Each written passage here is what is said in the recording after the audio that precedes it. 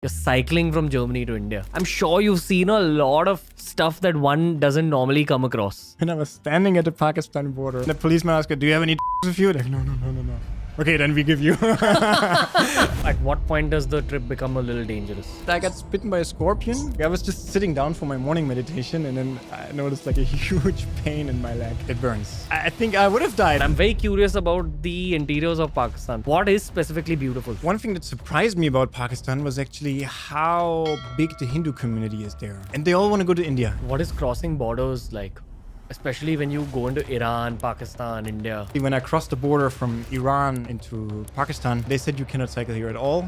You'll basically be a slow-moving target. Have you done anything crazy? Like when you were much younger? I was on, I think, 6 or 7 different substances at once. I just completely can't remember anything that happened that night. The next morning, I woke up in an entirely different city and I had no idea how I even got there. Damn. When you put yourself through that many substances, something has to change in the head. My whole experience of life shifted. I have a technology within myself to create all of these things that I was getting from just by meditation. Konstantin Zülske has one of the most interesting stories that I've come across on the show. He cycled from Germany to India. So imagine all the different countries he's gone past. Imagine all the stories and experiences that he shared with us on today's episode. Imagine all the human perspectives he's shared. But also, there's a slightly dark edge to this conversation. That edge will come through towards the end of the conversation. It's one of those conversations that went to adventurous places, as well as dark places, as well as spiritual places. Lots of power pack perspective on this particular conversation. I hope you enjoy the special episode of The Ranveer Show.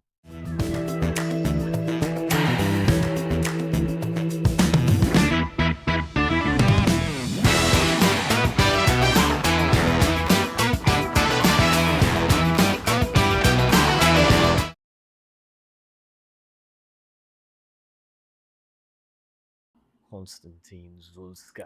Ranveer. How are you, bro?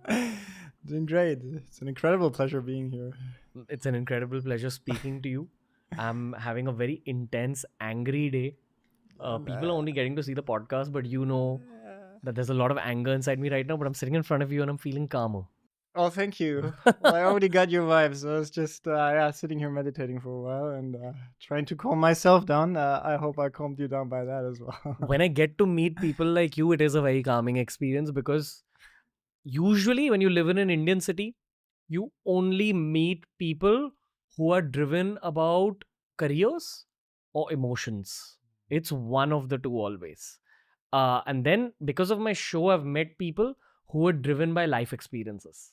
I think I'd put you in that bracket, and these are the podcasts I look forward to the most because it's just like meeting someone on your travels and then exchanging travel stories. So is that a fair I see. assessment? I think there are these two characteristics in all the people everywhere. But I think, people from Europe, they have economically, a little bit better situation sometimes, a lot of them. So they're not so much driven on money or people can just go cycling the world without thinking about the consequences in their future.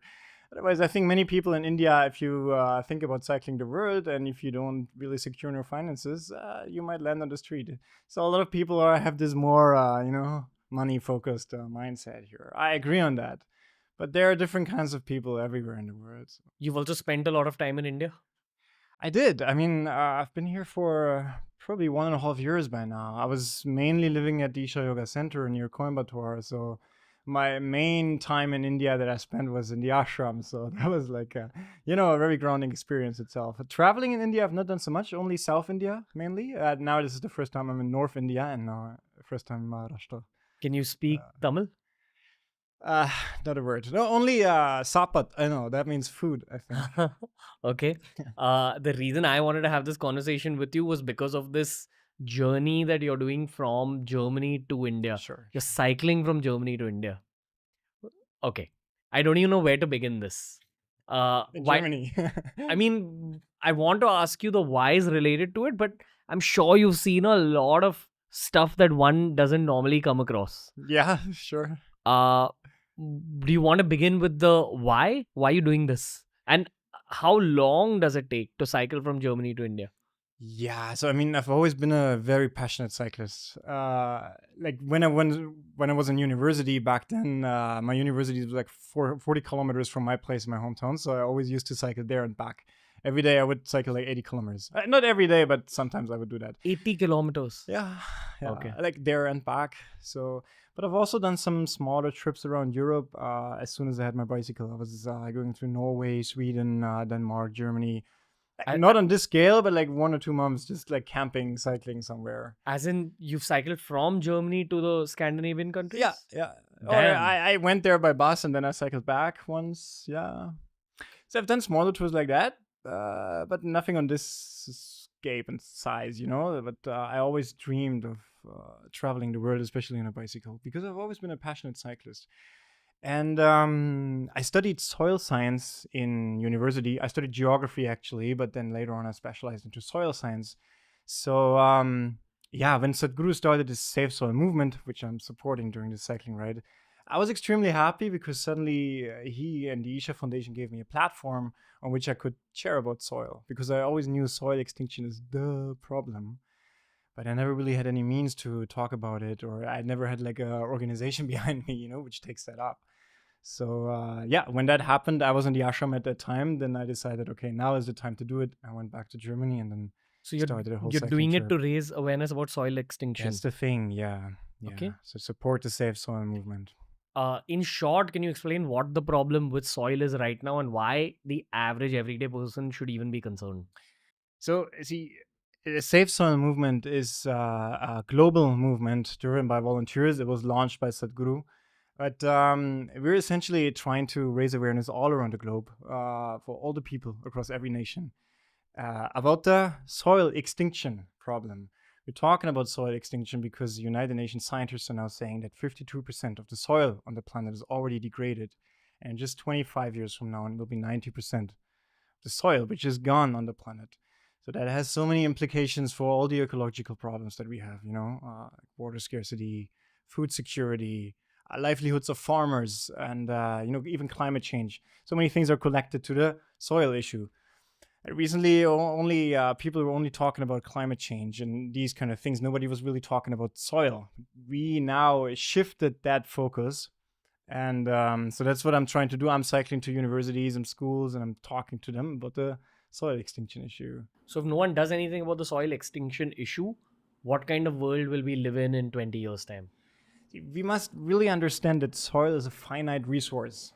And every year we're losing 12 million acres of soil. That's the size of Greece. I've cycled Greece, believe me, it's a big country. So they are now saying that in just 25 years from now, we might produce 40% less food on the planet. It's like the beginning of Interstellar. Yeah, pretty much. That movie is, when I saw that movie, I was like, that's pretty on point, man. There's also, you know, Interstellar has this huge issue on loss of biodiversity. That's basically what they're talking about. Scientists are saying that right now we're losing 27,000 species every year going extinct. And these are mainly all these microbes which live in the soil, the bacteria, fungi, all these soil microbes are going extinct because they're losing their habitat, they're losing their organic content. And if these species all die out, it'll be even harder to restore the soil back to the original health, because we need these species to, you know, work for the soil health. So effectively, if no one does anything about it, then in 25 years' time, there's going to be a shortage of food in the world. It's a downward spiral. It's not just about the food, it's also about water scarcity. Depleted soils cannot hold any water, and makes the you know, land more prone for droughts, floodings as well. You know, Indian rivers are right now decreasing on 8% per year. 8% per year, Indian rivers are decreasing. It's a huge amount. I mean, you know, just another 20, 25 years, there won't be any rivers left if this doesn't stop. I've cycled all these. This is a problem in all these countries where I cycled. I've seen this, like when I was in Pakistan, the Indus River, how it has decreased. If you just look it up on Google Maps, actually, you can very easily see it. Which other countries have you been in? I traveled through Iran mainly 2 months, and Turkey. All these are very dry countries, you know. If there's no organic content in the soil, that's what I'm talking about. Water will very easily just go away. Okay. So, yeah. Let's talk about the experiences and then come back to the soil as well. Sure. I want to begin in Germany. Where does it actually begin in Germany? Like, you start from Leipzig? Yeah, my hometown is actually Jena, which close to Jena. I'm from a small village in Germany. You wouldn't know it. Yeah. So I started in my hometown. I started cycling with 2, 3 friends of mine. They came along with me for the first couple of days, and then after that I was on my own. And then pretty soon I left Germany, because anyway I live in East Germany, and then I was in Czechia already, Czech Republic. I cycled through all these Eastern European countries. Is it dangerous? No, Europe is not dangerous. So at what point does the trip become a little dangerous? It actually became dangerous when I was in entering the Mediterranean area, like Croatia, Montenegro, Albania. And not because of any people or animals around. It was simply because there was a heat wave going on when I was cycling. That was in June, July, that kind of time. And it was continuously every day 45, 46 degrees. You cannot cycle like that in 45, 46 degrees. It's so there were some days I just got so sunburned. And yeah, you really got to manage your water supply. So sometimes I don't know, I put like 10 liters of water on the bicycle being really heavy. You know. What's the charm of going around on a cycle? That you get to absorb the environment? Yeah, that's what I keep telling people. Like, if you're on a bicycle, you just have that perfect speed of traveling, where you, like, as opposed to a car or a motorcycle, like where you're just sitting in the vehicle and you're just rushing through all these countries, you're on the same level with the people. Like, you're having all these street interactions all the time. You know, people can just very easily stop you and give you some food or talk to you. So you're on the same mode of transport as the local people are. That makes it a very fun experience. How often does that happen where people just stop you and give All you the food? time. In every country? In Europe, it didn't happen so much, but as soon as I became an exotic foreigner, you know, and it started to happen in Turkey already, and then in Iran, daily that happened. At least 5 times in a day, people like stopped me on the road. They drove their cars next to me and pushed me to the side of the road, and I was standing there like, okay, what do you want? And then they just gave me a bottle of water or some whatever snacks they had or something like that. Kanafe. They give you some Iranian cheesecake. In Iran, it was usually pomegranate, actually. Oh, like fruit. Yeah, that, you know, the pomegranate, you know, that is like, if I hear the word Iran, I think I will forever associate it with pomegranate. That is the first thing which comes to my mind. I ate so much pomegranate in Iran, you have no idea. Because you're cycling through all these countries gradually, I think it's very cool how you notice the slight changes in the way the people look. Yeah, and the vegetation. And the vegetation. The flora, the fauna, everything. The food even. The way people dress. Yeah, everything is happening so slowly. See, that's what I mean. That's what I love about cycling. It's the traveling experience. So when you're going from Europe till India, you're noticing these small changes until all the cultures like kind of become one effectively. Yeah. Maybe what I'll ask you is, what's the commonality in human beings in all these countries? Yeah, that was actually the thing that surprised me most. This hospitality, and no matter where you go, like no matter what country, like you go to Armenia or Azerbaijan, Iran or Israel, India or Pakistan, it really doesn't matter. People are so nice and welcoming everywhere. Whenever even in Germany, which is the, you know, repetition of being one of the coldest countries. But even there, if people see you being a traveler on a bicycle on the road, they will just be so open to host you and share their culture. It's really, you know, people have this mindset sometimes that if you go to Pakistan, people are in a certain way. But they're really not.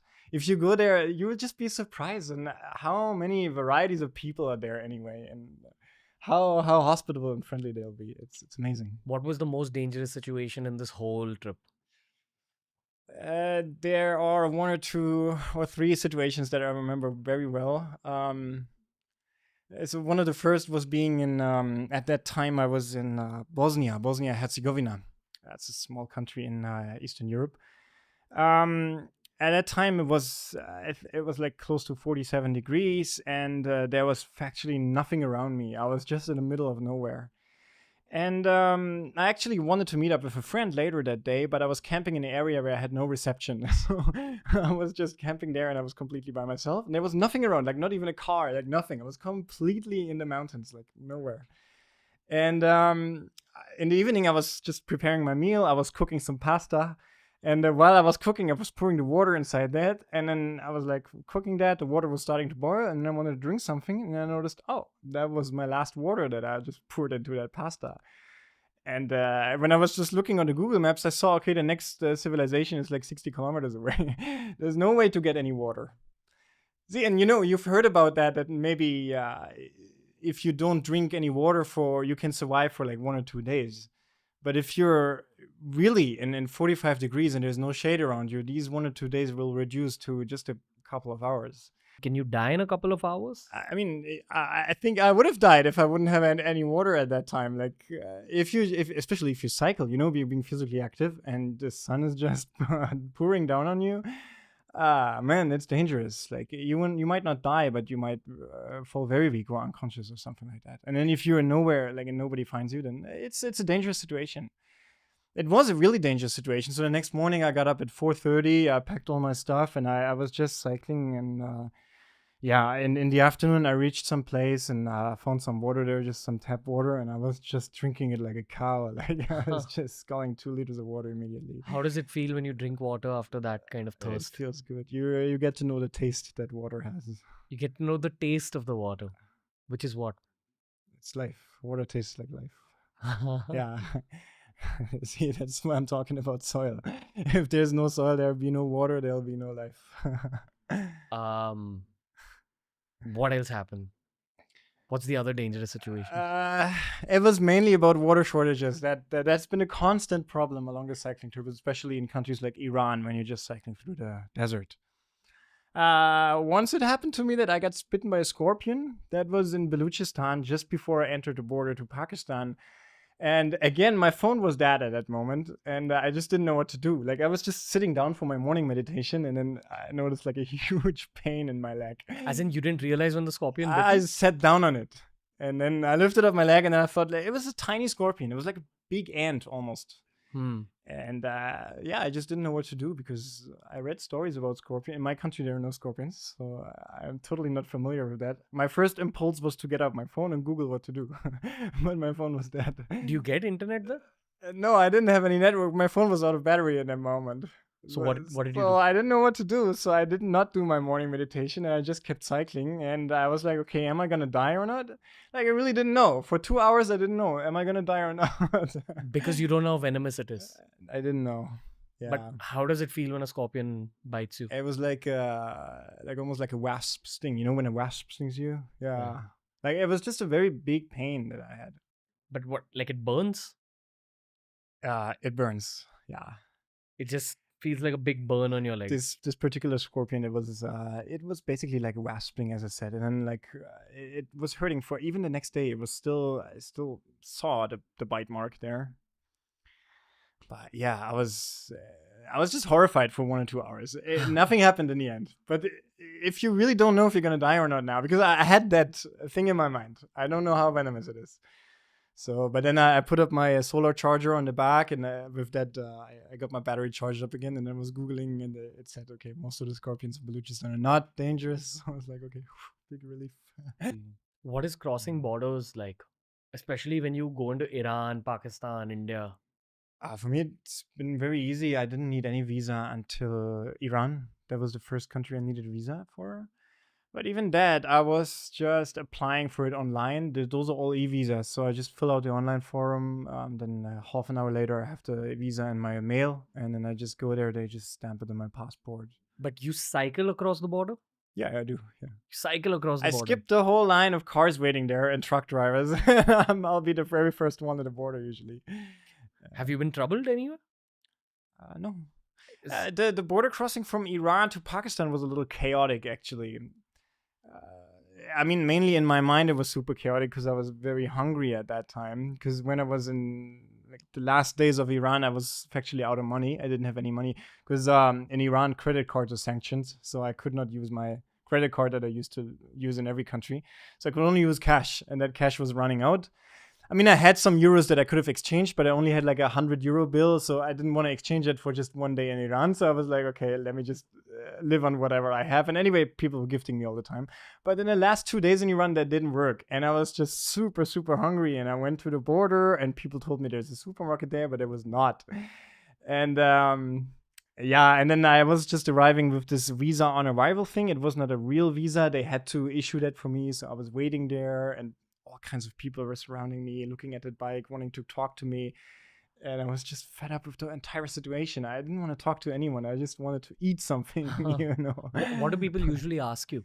Always the same questions. Like, even though I have this from Germany to India sign on the back of my bicycle, they always ask me, they read that and then they're like, where are you from? And where are you going? I don't know why. Do you have to do a lot of research on non-dangerous cycling routes? I'm assuming there are some places that are crime infested or that, have terrorists or something.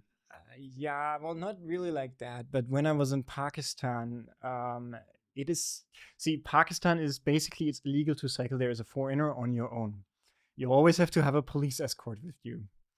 And you just can't go anywhere you want. If I wanted to go into all these kacha roads, along these rural areas, villages, they would not let me cycle there.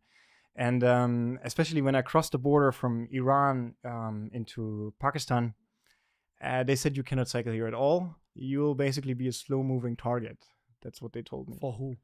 For any kinds of, I don't know. It's very close to the border to Afghanistan. I mean, right now the war is over, but they still have this thing that you are not allowed to cycle there because there are all kinds of people living there who will just, they have this kidnapping thing going on and this.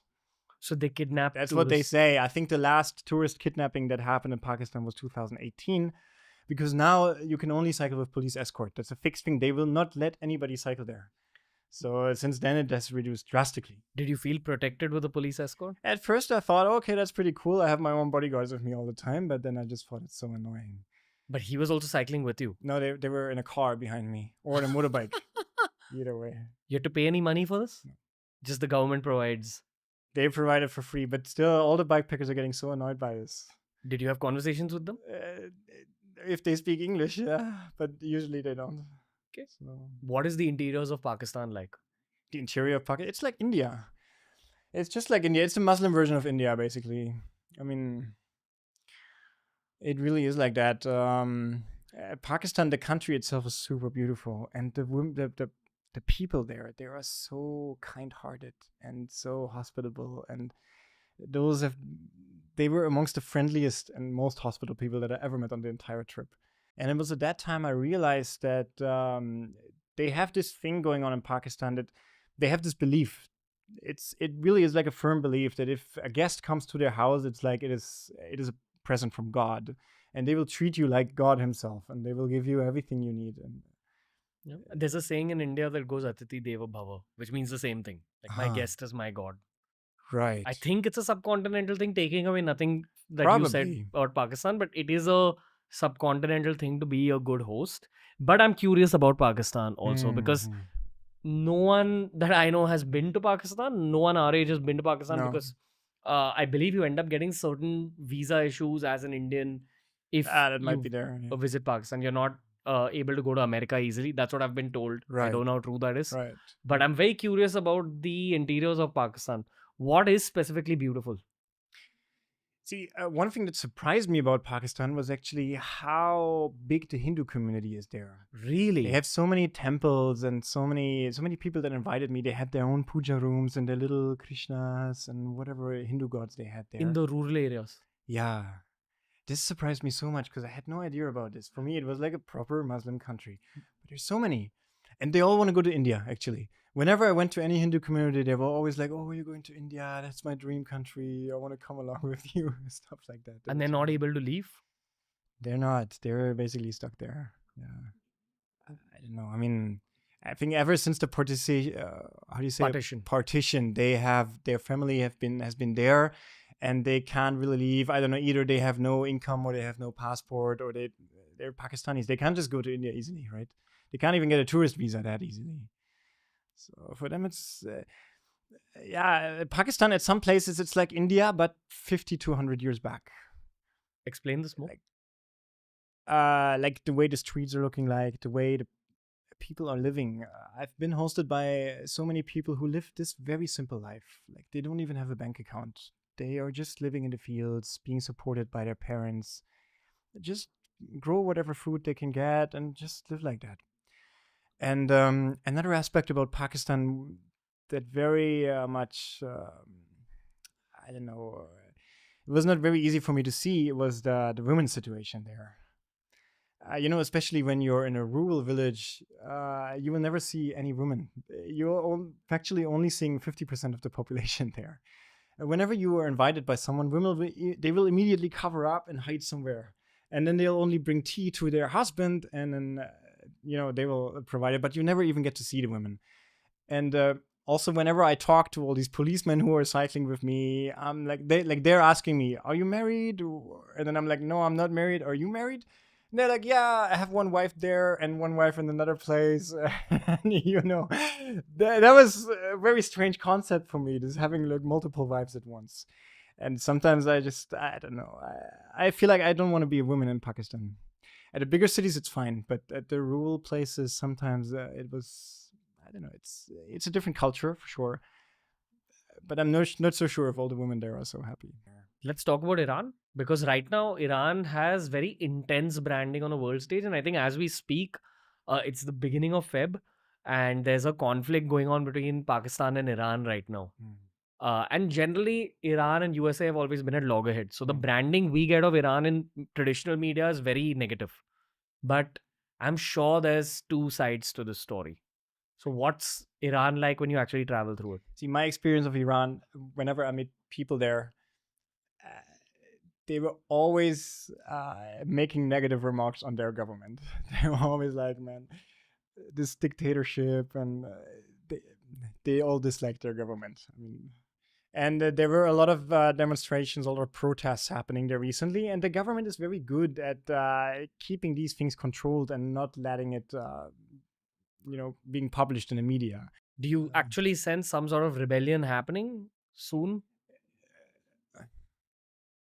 I mean, it's a very peaceful country. People there are they're very nice, smoking their opium, Yeah, it happened all the time. Whenever I got invited to a family, they all took out their shisha or bong. I don't know how you call it. Was it hashish or opium? No, it's opium. Yeah, they smoke a lot of opium there. Yeah, they do. Have you ever experienced? Hashish was mainly in Pakistan. Really? Even at the border, when I was standing at the Pakistan border with all these security around me, there was another bikepacker coming there, and he said, "Hey, do you want to smoke something with me?" It's fine. Even he got it from the police. Even the police was rolling it. So there's a hashish culture. There is a hashish culture in Pakistan. Yeah, I heard it from many people. They just crossed the border, and the policeman asked, "Do you have any drugs with you?" They're like, no. Okay, then we give you. I heard stories like that. Then we give you some drugs. Yeah. Damn. You got offered it a lot? A lot, yeah. And not so much by police, but by locals. Yeah. Yeah, it's just this thing. When you sit down, they will offer you tea and some sweets, and then they will roll something. Like, is that a cigarette? It's not a cigarette, bro. It's nicer than a cigarette. As I say, I had too much of that stuff when I was young, so these days I always rejected it. So. Tell me more about Iran, bro. I still want to know more. Iran was really nice. For me, that was one of the most interesting places I visited, actually. In terms of just cycling through the desert, that was such an experience for me. I've never been to any desert country like that before.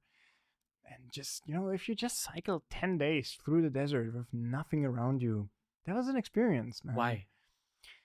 Because, I don't know, everything is just happening in your mind. You're in the middle of nowhere, and all that you see is just rocks and some cars and some flies, and that's it. There is some purity about the desert. If there's just nobody around and no humans, you don't have any interaction. You don't really see a human face for a couple of days. Where did you enter Iran from? Which country? What? From Armenia, actually. Armenia, yeah. And before Armenia, it's Turkey. Georgia. Turkey, Georgia, Armenia, Iran. Yeah. You want to talk about Georgia and Armenia? I'm assuming they're kind of similar as countries. I've actually been at a student exchange in Armenia when I was 16 years old. So I had a bunch of friends in the capital city, which is Yerevan. And so for me, when I was there, a lot of childhood memories came up. And Armenia was actually my favorite country on the trip. Why? Because of these childhood memories that came up. And I visited a lot of old friends that I had there. you know, when you're a child, like everything was so exciting and so nice, and then you come back there as an adult, and yeah, you go through all of this again, and then all the good food, and Armenia had such a pure nature as well. The mountains, pristine rivers. I could just, you know, put my bottle on the river and just collect the water from there and drink it. Because the population is small. Small population, and yeah, they have these mountain springs everywhere, you know. And it's beautiful. It's gorgeous country. Wild horses just roaming around everywhere. Wild horses. Yeah, man. Do you cycle near them? Yeah. Are they dangerous? No, They're chill. they're very chill. Is there Like the cows in India, just a little more active. It's see, if you just see a wild creature like that and you cycle next to it, and you look at it, and it's just, you know, cycling in its own way. You have some connection with that, and I talk to a lot of animals when I'm on my own. I do that, and even to the cows in India. Sometimes I just talk to them. Dude, you're one of the most like well-traveled people I've met technically on this show. I want to talk to you about Germany in general. Like the average German person. If he or she finds out your story, what would they think? Is this a normal thing in Germany where you guys are adventurous? I met so many German travelers on the road, especially cyclists. I think these days it's becoming more of a normal thing, yeah. Because there's so many stories already of people who have done all kinds of nonsense like that, like traveling the world on a bicycle. And I think also for us, it's a very normal thing that once you finish high school, you will go to some foreign country like Australia or New Zealand, spend a year there, and then you start your university. Even I have done that. When I was 19, I just bought myself a one-way ticket to Australia, and I traveled for 3 years after that. 1 year in Australia, half Really? year in New Zealand, 3 years in Southeast Asia, and then came back to Germany, studied for a little bit, and then went to India. But there's so many people like that. If you go to New Zealand, Auckland or Melbourne, Sydney, all these places in Down Under, they're full of German kids who just finished their high school and then they're going there and traveling. What was that like? Traveling through Australia and New Zealand? I was so young at that age, and for me, it's been a huge relief of being out of school and especially being out of my drug addicted circle of friends at that time. What drugs were they doing? Heroin, meth. You had friends who were doing heroin and meth? Many, yeah. What happened to them in life later? Many turned out to be quite fine. Like I had a girlfriend back then when I was like 16, 17, 18, and she was not really doing good. She was very badly addicted to heroin and meth. And so because of her and other reasons, I was like, okay, this circle of friends is not conducive to me. Let me go to Australia, which is the furthest away place I could get at that time. And then when I came back 3 years later, I actually visited her, and she went through rehab and all these detox programs. She was fine. But I know many people who are not doing fine still. Like what happens in life?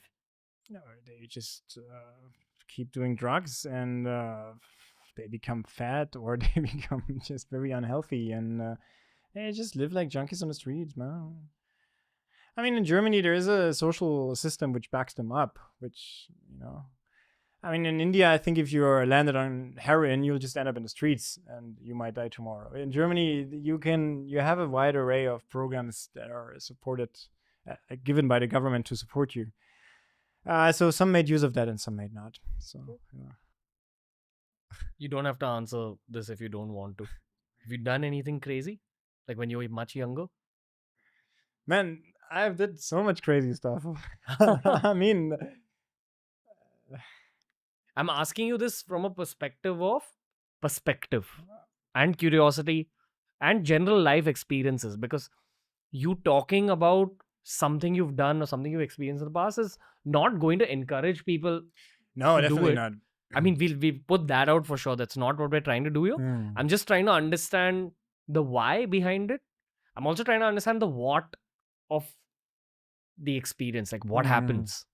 Okay, so if we talk about German culture in general, you know, German has this huge beer drinking culture, and along with that, if you're being initiated into drinking at an age of 14, which is like most people get initiated into drinking at that age by your parents or by your school classmates, you get in contact with very hard drugs at an early age, because alcohol is a very hard drug.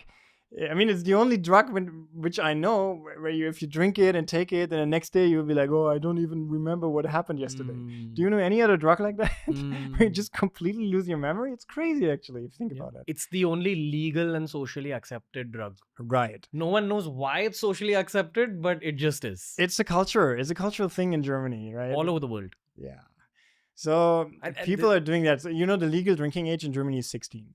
So when I was 16, I just put my 1 or 2 euros, which is like 100 rupees on the table, and I get like 2 bottles of beer and 1 bottle of wine. Done.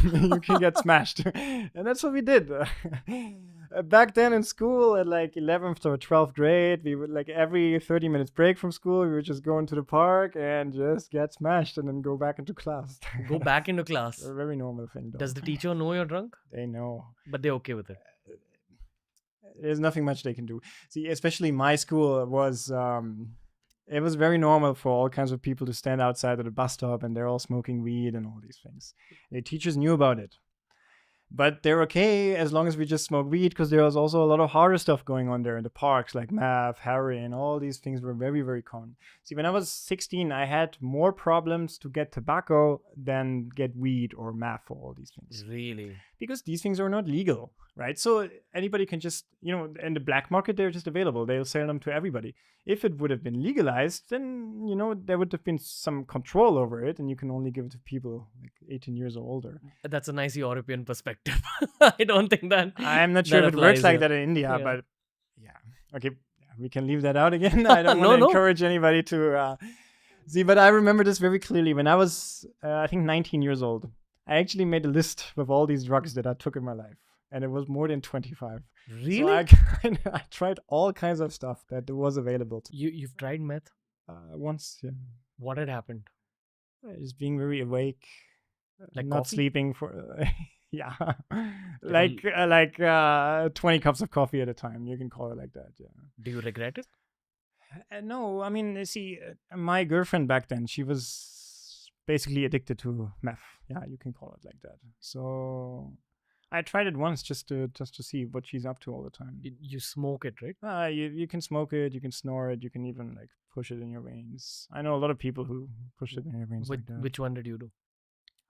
Friends of mine. No. When you took it, what did you do? I just snorted.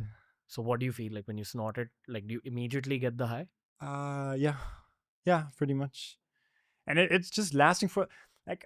I wasn't really ecstatic or anything. I didn't know. I only done meth once, so I can't really talk much about it. But for me, it's just like being very awake for 1 or 2 nights. So what is the charm of it? Like, why do people choose to do it? I think because it can very easily integrate into everyday life. You can go to school with it. You can do everything with it. And you'll be so much more effective when you're high on meth.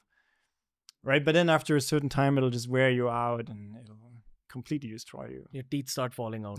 Yeah. Did you see that with your friends? Some of them, yeah. Like their faces change and what these pickles and pimples. And really? Yeah. Their skin becomes it goes into very bad shape, and things like that are happening. They also age faster, I think. They do. Yeah. See, for me, this whole thing was like, this all happened when I was in school. And when I was 18, 19, I had so many friends who were addicted to these kind of substances. So I thought, okay, I need to leave this behind me, because if I don't leave this kind of place where I'm from, I will also fall into that trap. So that's when I traveled to Australia and New Zealand at that time. I was 19, I was still a kid. And for me, that was like, yeah, party. I'm free from parents, free from everything. I can just go. So at that time also, I took so many drugs, MDMA, I don't know, mushrooms, and whatever I could get in my hands. I was just taking it. And I was always on, traveling on the beaches with some girls, having a cocktail in my hand, always like living that kind of life. But even like I was doing this kind of lifestyle for 1.5 years. And then I was traveling in Indonesia. And I remember this very well. This was also a time when I had some stomach infection when I was in Asia for the first time of my life. And then my health really started to decline. And I noticed, okay, I have to, get rid of all these drugs that I'm taking. But then I went back to Germany to get some treatment for these stomach parasites that I had. And I was still hanging out with my friends at that time. And so I was just visiting them. I was getting out of the bus and they were just put a pill in my mouth and like, okay, let's go party. So I had no choice about it, That's the kind of friends I had back then. And this was MD, Yeah, MDMA. ecstasy, Yeah. MDMA, which is a party drug. Yeah. Which you used to like. I mean, you see a lot of MDMA honestly in Mumbai as well. Yeah. And I think people usually take it before concerts because. Yeah, that's what I did back then. Yeah. Festivals. What happens when you take it? For me, it was always like I had this huge upsurge of love within me. I was just falling in love with everybody. I was just going around festivals, hugging everybody, kissing everybody. Man, I love you so much. Because you actually feel it because of the rise of oxytocin? Yeah, this whole serotonin levels in your brain, they will just start decreasing like so much. They say that if you have like a proper MDMA trip, the level of serotonin in your brain will go up like 2,000-3,000 times of the normal concentration. It's so sick what's going on in the brain. But then the next day, you'll be just completely depleted of all these luck hormones. So and that's it. And then the next day you'll just feel miserable. You get a downer. That's why I stopped taking it. What does the downer feel like? It just feels like you don't have any happiness within you anymore. Like you just, I don't know, man. You're just, nothing is fun. You just want the next pill to have fun again. Let's switch up the conversation entirely. You've done the Sadhguru Inner Engineering program. Did you feel a rush from something in the program which was similar to like a drug rush? Absolutely. And that was the thing that so intrigued me about this yoga. Because, I mean, up to that point, I was actively smoking weed with all my friends. Even after the program, still I continued, but it largely receded. But let me come to that later. The first time when I mean, I didn't physically meet Sadhguru, but he was like, I was there sitting in an engineering program. I was listening to his talks. And then in the end, I was initiated to this Kriya Yoga, to this very powerful practice. During the initiation, I had this intense upsurge of energy within myself. And my whole experience of life shifted because suddenly I knew I have a technology within myself to create all of these things that I was getting from drugs right now within me, just by meditation, which was something I never even thought about that.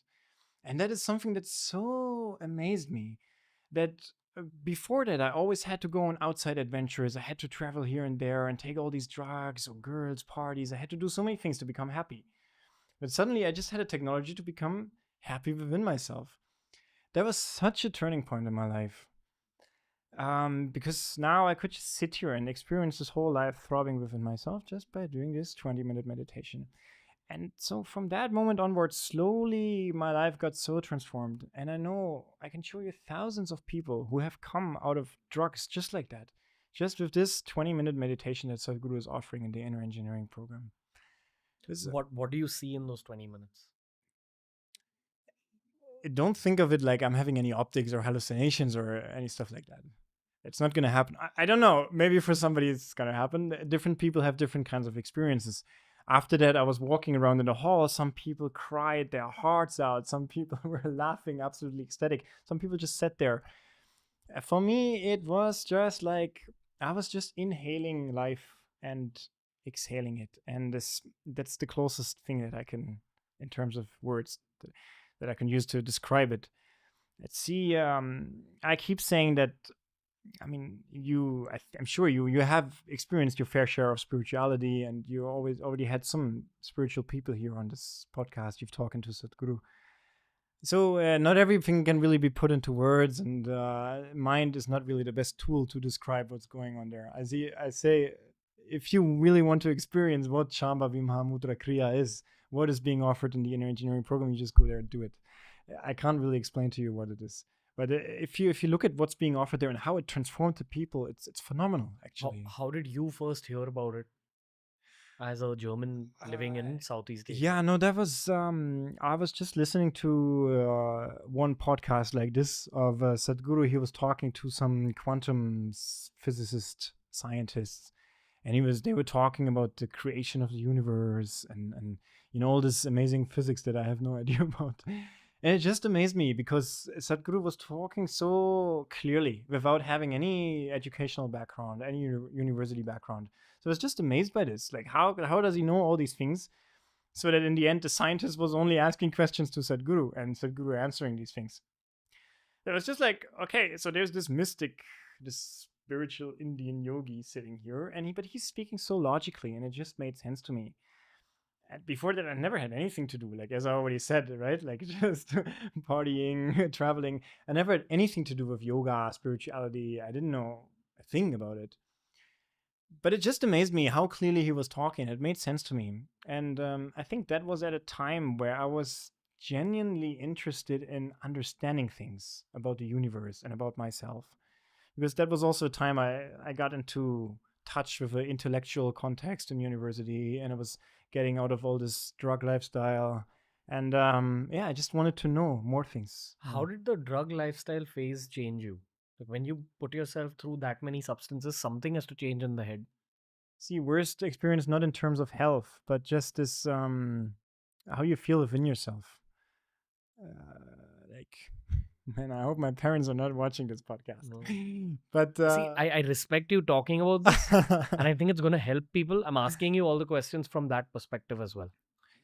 See, on the last day of school, like it's I'm not sure how it's in India, but in Germany it was always like a very big celebration. Like you have your last school day and everybody's partying, and so that day I was on, I think, 6 or 7 different substances at once. So like some very strong opioids and some very strong uppers and downers and everything mixed, everything combined.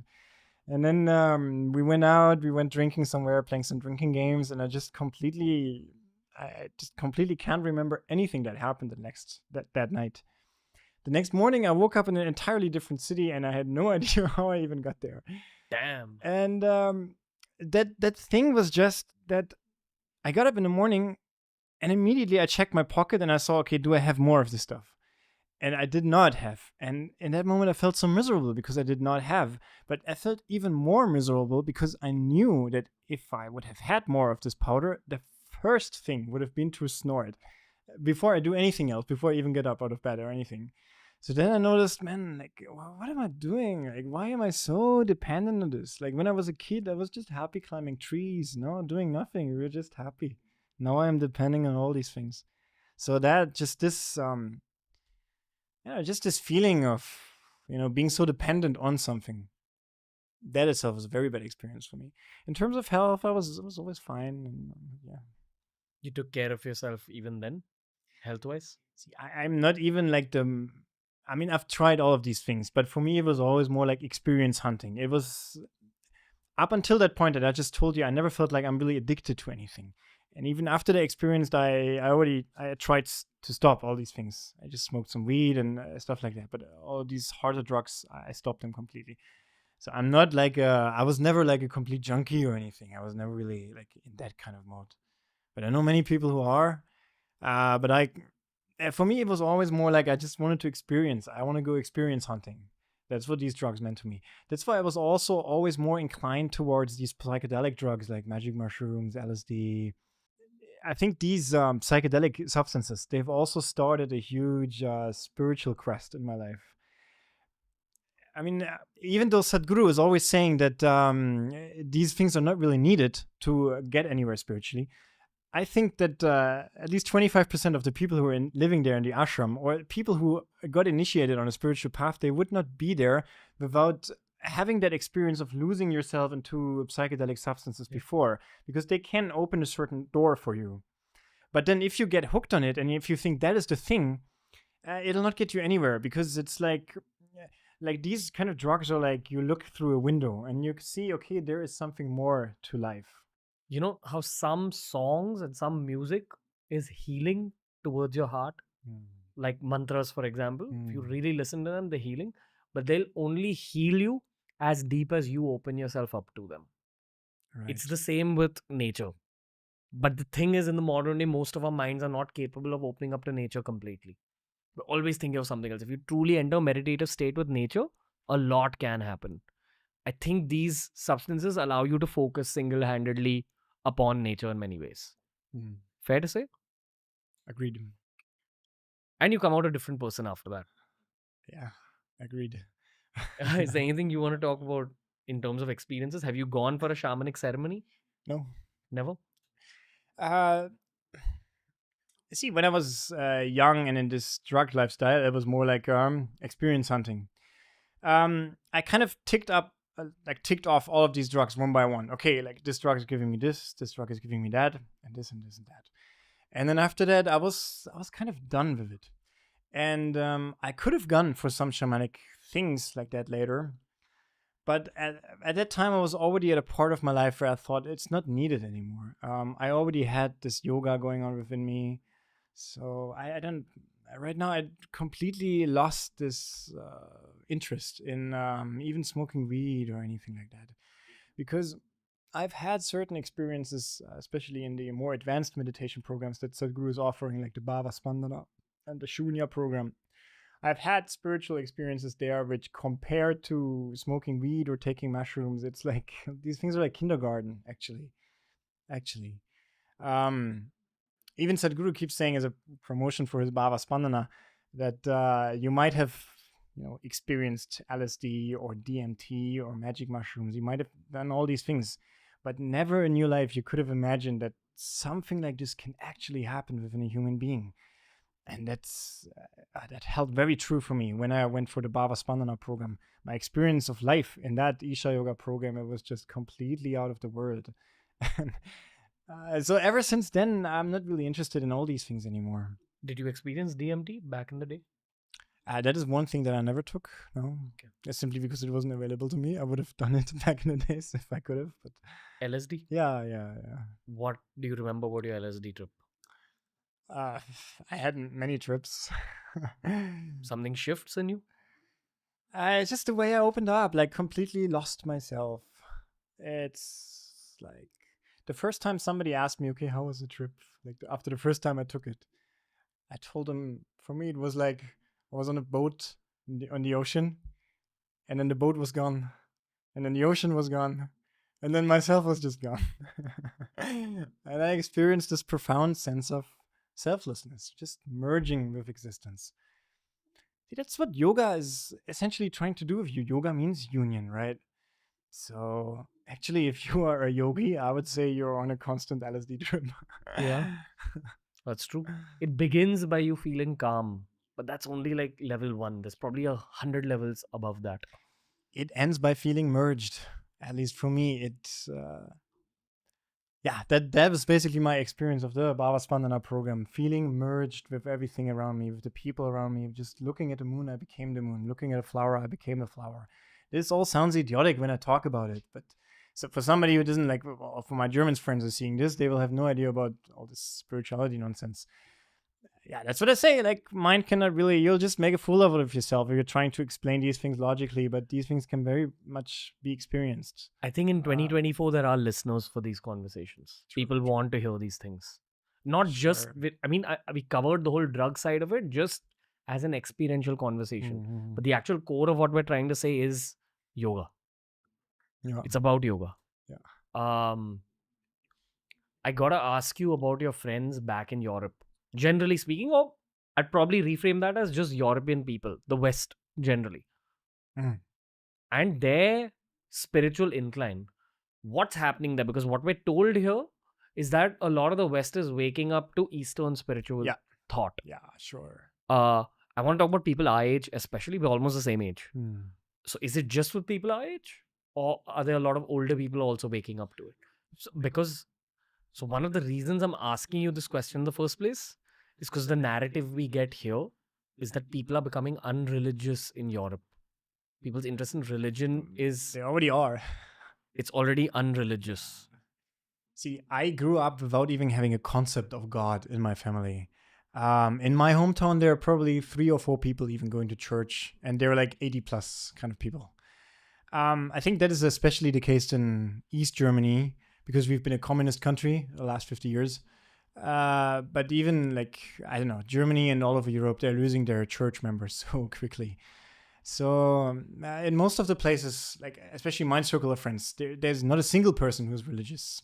Bro, but don't you think that religion acts as the anchor to kind of stabilize your life and your mind in so many ways? Because that's the reason a lot of young people in India are waking up to religion, because it's like an anchor in life.